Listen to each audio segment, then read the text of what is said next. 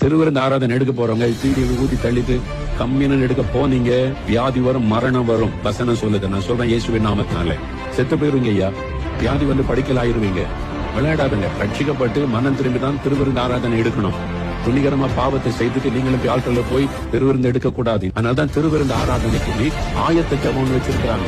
நம்ம புக்கில் உள்ளது வெறுமனை வாசிட்டு இருதயமே அதுல இணையறதில்லை. சும்மா வாசிட்டு போய் நம்ம திருவிருந்து எடுக்கிறோம். இருதயம் மந்திரமாக வாயில வாசிட்டு போய் திருவிருந்துல சேரக்கூடாது. அந்த வாயிலிருந்து வர ஜபம் பல்லவத்துக்கு போகாது. இருதயத்திலிருந்து உணர்ந்து ஒப்பு கொடுத்து ஜெபித்தாலும் அந்த ஜபம் ஏற்றுக்கொள்ளப்படும். சும்மா நீங்க மனப்பாடம் பண்ண மாதிரி வாசிட்டு போனா அது பரலோகம் அங்கீகரிக்காது. அறிந்து கொள்ளுங்க. இருதயம் நொறுங்கி உண்மையான மனம் திரும்புதலோடு ஜெபித்தாதான் நீங்க திருவிருந்து ஆராதனைக்கு போகணும்.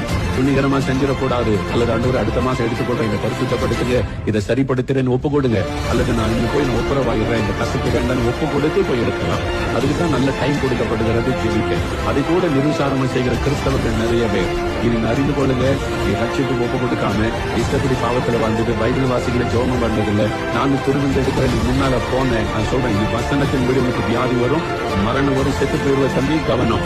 வசனம் சொல்லுது. இது எடுத்து வேதத்துல வாசித்து பாரு. பைபிள்ல அந்த கொரிந்தியர் 15 அதிகாரத்தில் எடுத்து வாசித்து பாரு. அந்த திருவிருந்தை பற்றி எழுதியிருக்கிற காரியத்துல தெளிவா இருக்குது. அதே அன்றைக்கு முதல் நூற்றாண்டிலேயே நிறைய பேர் வியாதிப்பட்டாங்களா, நிறைய பேர் செத்து போயிட்டாங்களா. பவுல் எழுதுறாரு. அநேகர் மறிச்சு 1-2 பேர் இல்ல. இதுவரை தெரியாம இருந்துச்சுல்ல, இன்னைக்கு வெளிப்படுத்திட்டார் ஆண்டவர். இனிமே நீ திருவிருந்துக்கு நிர்விசாரத்தோட போனேன், அவ்வளவுதான். நீ சபையில அரசியல் பண்ணிட்டு, சபையில பகையை உண்டாக்கிட்டு, 2 குரூப் ஆக்கிட்டு, சபையின் சமாதானத்தை கெடுத்துட்டு, லஞ்சம் வாங்கிட்டு, ஊழல் பண்ணிட்டு, அட்மிஷனுக்கு காசு, இந்த மாதிரி டிரான்ஸ்பர் காசு நீ சபைக்குள்ள உட்கார்ந்து கொண்டு சபை நிர்வாகத்தை சீர்கேடாய் நடத்திட்டு திருவிருந்துக்கு வந்த செத்த நீ அறிந்து கொள். இனிமே அப்படிதான் கத்தோட இது எங்க பைபிள் இருக்கு அப்படின்னு சொல்றீங்களா? வசனம் வேணுமா உங்களுக்கு?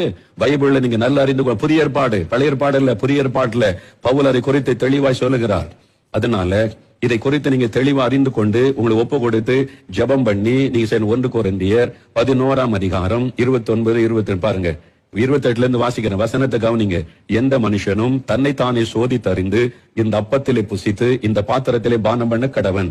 எண்ணத்தினாலெனில் அபாத்திரமாய் போஜனம் பானம் பண்ணுகிறவன் கர்த்தருடைய சரீரம் இன்னதென்று நிதானித்து அறியாததினால் தனக்கு ஆக்கினை தீர்ப்பு வரும்படி போஜனம் பானம் பண்ணுகிறான். ஆக்கினை தீர்ப்புனா கண்டம்னேஷன். அப்படி என்ன அர்த்தம் தெரியுமா? நீங்க அபாத்திரமா பங்கு பெற்ற நரகம். அவ்வளவுதான். மன திரும்ப கூட வழியில